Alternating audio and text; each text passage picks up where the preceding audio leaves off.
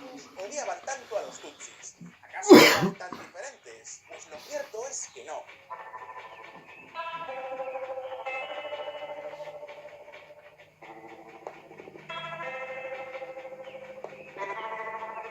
Veréis, hay muchos países africanos con varias razas y culturas conviviendo. En Sudáfrica, por ejemplo, hay 9 idiomas oficiales. En Uganda, la cifra supera los 15. Sin embargo, Ruanda fue un territorio sorprendentemente homogéneo durante siglos. Una única lengua y una única cultura. Tanto los Hutus como los Tutsis, como las demás tribus, convivían en relativa armonía hasta que en el siglo XX llegaron los colonizadores belgas. Una de las primeras medidas que puso el gobierno de Bélgica en Ruanda fue obligar a todos los locales a identificar claramente la tribu a la que pertenecían. De esta forma era fácil reconocerles a simple vista. Durante los primeros años, los Tutsis controlaban las instituciones de gobierno de los belgas. Pero en el momento en el que reclamaron más independencia, Bélgica empezó a apoyar a los Hutus. Todo esto, por supuesto, acompañado de toda clase de propaganda racista. Lo siento. Hay cosas que no siempre salen como esperas. Pero el trayecto con Renault Captur, sí. Renault Captur desde 12.900 euros. Aprovecha las condiciones especiales del momento Renault solo del 1 al 15 de abril. De esta forma, cuando en el año 1962 Ruanda se independiza de Bélgica, los Hutus y los Tutsis ya tenían sus primeros enfrentamientos y por eso muchos de estos Tutsis empezaron a emigrar a campos de refugiados en los países vecinos, países como Uganda o Zaire, que es lo que hoy en día es la República Democrática del Congo. Entre ellos, este señor que veis en pantalla que se llama Paul Kagame. Quedaos con este nombre porque es muy importante. Paul Kagame se crió en uno de esos campos de refugiados, concretamente en Uganda. Era el principio de los años 80. Por aquel entonces, Uganda estaba en mitad de una guerra civil. Kagame, junto con otros refugiados ruandeses, luchó contra el gobierno ugandés y ganó. Así es como se comenzó a forjar su prestigio como estratega militar. Después, en los años 90, Kagame lideraría varias incursiones militares contra el gobierno ruandés, de mayoría Hutu. Pero el momento clave llegó en junio de 1994. 100 días después de ese fatídico 6 de abril, Paul Kagame entraba en Kigali, la capital de Ruanda, con 2.500 soldados. El genocidio había terminado y Ruanda tenía un nuevo gobierno. Un gobierno de mayoría tutsi donde Kagame era el vicepresidente. Pero esperad un momento porque la historia no termina aquí. Imaginaos el escenario. Por un lado teníamos un país completamente dividido donde los supervivientes del genocidio tenían que convivir todos los días con los vecinos que habían masacrado a sus familiares. Por el otro, Ruanda era uno de los 10 países más pobres del planeta y a duras penas tenía recursos naturales que poder exportar.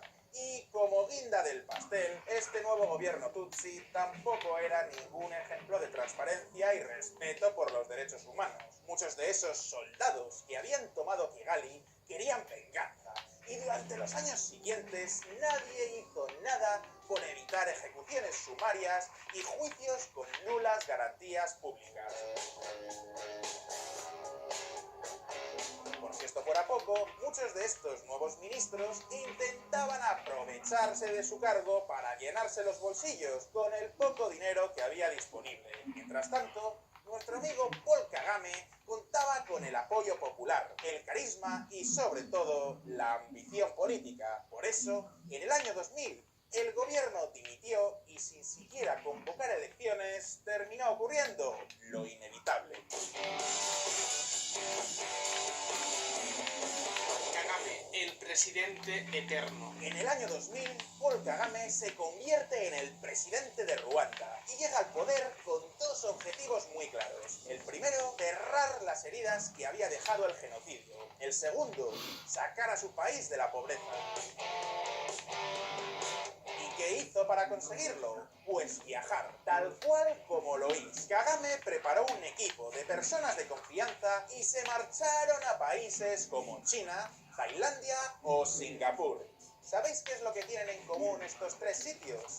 Exacto, son tres países que en su día fueron muy pobres, pero que por aquel entonces ya formaban parte de eso que llamamos los países emergentes.